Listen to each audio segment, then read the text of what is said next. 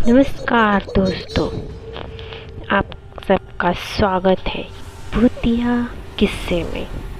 आज हम सुनेंगे आरी कॉलोनी रियल हॉरर स्टोरी, एक ऑटो ड्राइवर की रियल हॉरर स्टोरी। मेरा नाम रवि है। मैं एक ऑटो ड्राइवर हूँ।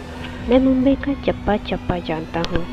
मैं मुंबई के सभी रास्ते से गुजर चुका हूँ, मगर मुंबई एक जगह ऐसी भी है जहाँ मैं कभी नहीं गया, और वो था आरी कॉलोनी। करीब 8-9 साल पहले गोरेगांव में स्थित आरी कॉलोनी। देर रात को एक पैसेंजर को रॉयल पाम सोसाइटी में ड्रॉप करके मैं अपने आगे चला जा रहा था। बहुत सुनसान रोड था। बहुत रात हो चुकी थी।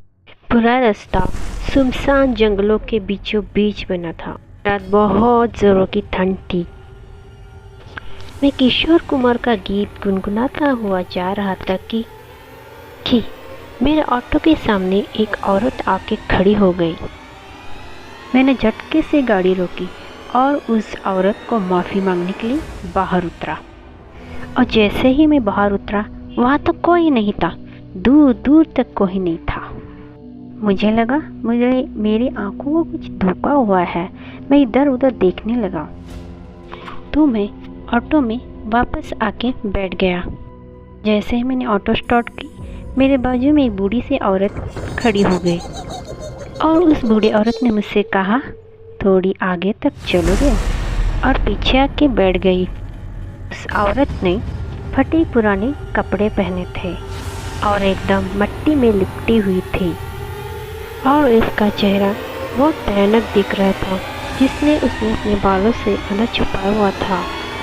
मुझे अजीब सा लगा कि रात के 3 बजे इस बूढ़ी औरत को न जाने कहाँ पर जाना है। मैंने उससे पूछा, मैडम कहाँ जाना है आपको? उस बूढ़ी औरत ने कहा, आगे एक शमशान है, बस वहाँ तक चलो। ऑटो के मिरर में से जब मैंने उस बूढ़ी औरत को ये कहते हुए देखा, तब उसकी आंखें बहुत ही भयानक लग रही थी। मिरर में जब मैंने उसकी भयानक शक्ल देखी, तो मुझे ऐसा एहसास हुआ जैसे कि वो कोई डायनी है। मुझे बहुत डर लग रहा था। मैं चुपचाप ऑटो बहुत ज़ोर ज़ोरों से आगे की ओर चलाने लगा। एकदम से मेरे ऑटो में खड़खड़ हुई और वो बंद पड़ गई। मैं बिना उस औरत को देखे ऑटो से बाहर आके ऑटो ठीक करने लगा। ऑटो ठीक करके जब मैं अपनी सीट पे फिर से बैठा, तो पीछे देखा कि औरत तो है ही नहीं, गायब हो गई।